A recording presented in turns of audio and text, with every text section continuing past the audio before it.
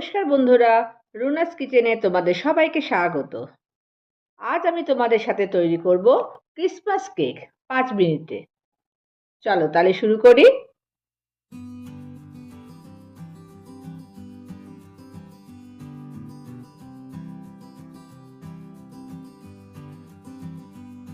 প্রথমে আমি caramel syrup বানিয়ে নেব।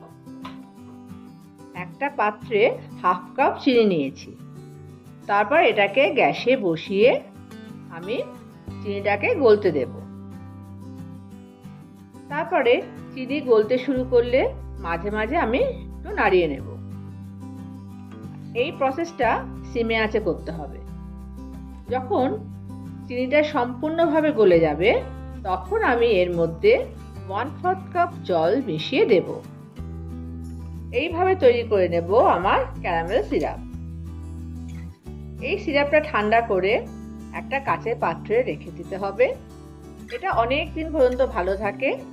যখন আমাদের প্রয়োজন হবে তখন সেই মতো আমরা ব্যবহার করতে পারবো।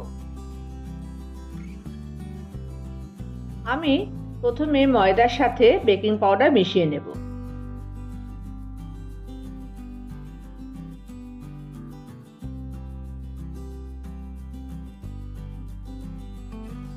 এবার ড্রাই ফ্রুটসের মধ্যে ময়দা অল্প করে ডাস্ট করে নেব, যাতে ড্রাই ফ্রুটসগুলো কেকের মধ্যে নিচে না চলে যায়।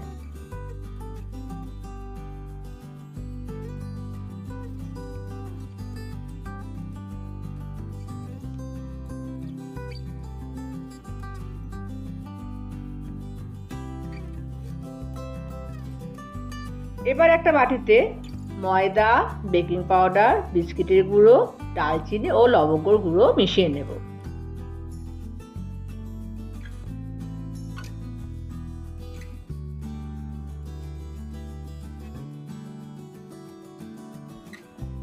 এবার অন্য একটি বড় পাত্রে বাটার নেব।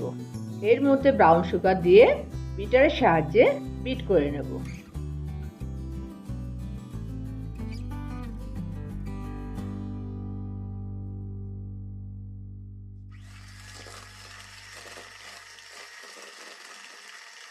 ঠিক বাটার আর ব্রাউন সুগারটা ক্রিমের মতো হয়ে যাবে।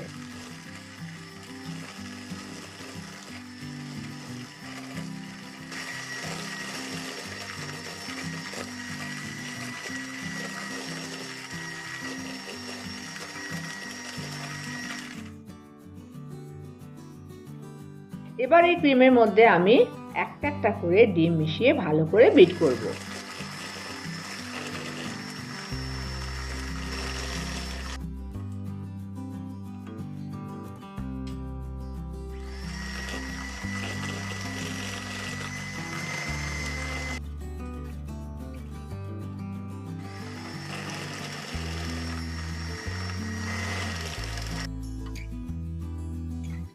তারপর ভ্যানিলা মিশিয়ে নেব।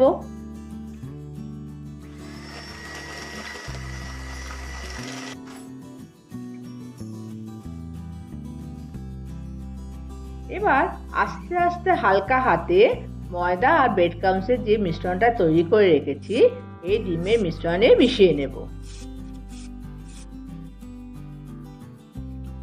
এই মিশ্রণটা আমি 2-3টে ব্যাচে মেশাবো। এবার 1 বড় চামচ ক্যারামেল সিরাপ মিশিয়ে নেব।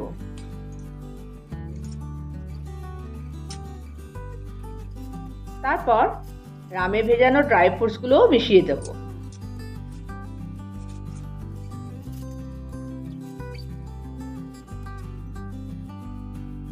এবার আস্তে আস্তে ময়দা মাখানো ড্রাই ফ্রুটসের হাফ পোর্শনটা কেকের ব্যাটারে মিশিয়ে দেব। আমি একটা সিলিকন মোল্ড নিয়েছি।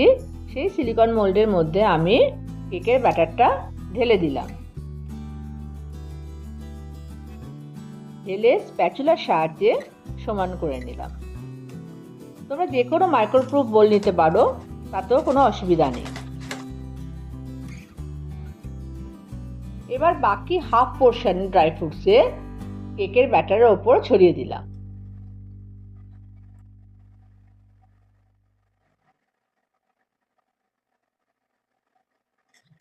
তারপর মোলটাকে একটু ট্যাপ করে নিলাম। এবার মাইক্রোওভেনের হাই পাওয়ারে আমি 5 মিনিট কেকটাকে বেক করতে দেব।